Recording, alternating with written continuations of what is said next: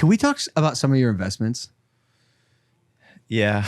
Are you allowed to? I think so. This is fascinating to me. So this kid started the anti-fund, right? It's a anti-fund venture fund. Yep. Anti-fund venture fund. Is it a fund? Yeah, it's a venture fund. Is it a venture capital? Yeah. I don't. So Look, I got a tattoo. What does it say? Venture. Wow. But that was not for venture capital. Do you want more just like my life is a daring or risky undertaking or journey. That's why I got it. But they fit But together. that's what venture capital sort of is. 100%. 100%. Do you want to explain what venture capital is for people that don't understand? I'm one of those people. Or just the roundabout, like it being new companies. Yeah, how do I explain upstarts? it in layman's terms? Okay. Everyone knows the company Facebook, right?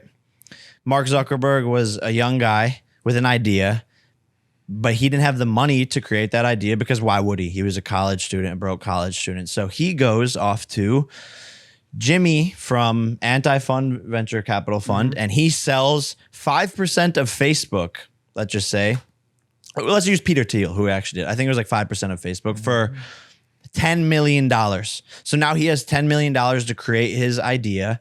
And let's just say he sold, 1% or 5% of the company. So now Peter Thiel owns 1% of Facebook for $10 million. And now Mark Zuckerberg has the money he needs to hire people, to code, to stay up all night and make his company blossom. Boom, Facebook becomes 10 trillion gillion dollar company, whatever the numbers are. And then Peter Thiel then profits off of and then they move into the next rounds of funding. But which part of that was the venture capitalist part? That first part. Peter Thiel is the venture capital. You give people money for a startup, for an idea that you believe in, and you help them grow it. Yeah, see, I'm not following. Because if someone gave me money, I'd just buy Pokemon.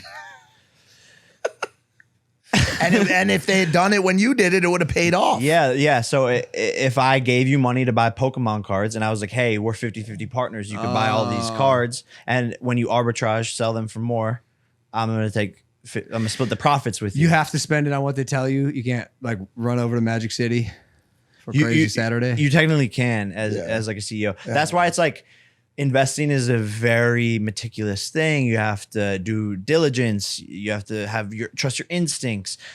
I invest into people that I really believe in, who are smart, who I enjoy conversating with, because there's a million ideas. I'm seeing who's passionate, who understands whatever vertical they're in, and who's gonna really last through the hard times, even if their company, fails and they have to pivot, whatever it might be. Well, you've been doing great with your investments. Can you say some numbers that, like the other night we were talking about? Yeah, that one in particular.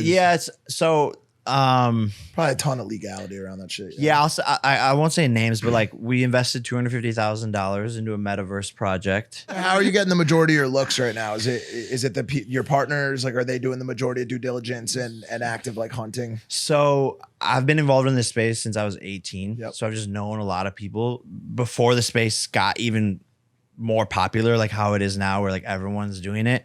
So I've just known some like OGs who have great connections. And same with my partner in the fund, Jeff. And just by talking about it, networking, meeting with different people, and we have a dope thesis too.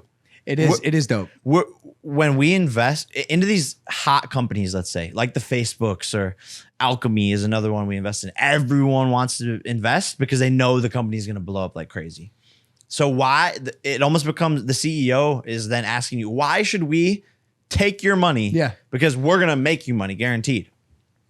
So you almost have to pitch yourself back to these CEOs. And our thesis is basically like, you have all these people who are giving you a ton of money, but what we bring to the table is marketing, branding, that side of it, consulting, and bridging the gap between Hollywood and the tech community, and access to celebrities, influencers, whatever it might be. And I even sometimes spend an hour with the CEOs just going over their branding and be like, yo, I don't like the logo. I don't like your slogan. You need to change your Twitter. You need to change your Instagram. That's something that other investors don't really Well, they can't. And like obviously there's a couple other people in the space that do it, Beast and whoever else, but like that model is so attractive and just it's mind blowing to me that it didn't pop up sooner. I mean, I talked to your brother about it probably 2 years ago and told you this was something that was going to happen, like the crossroads between investment and built-in marketing via influencer and celebrity. And like honestly, like as a brand new founder of a company,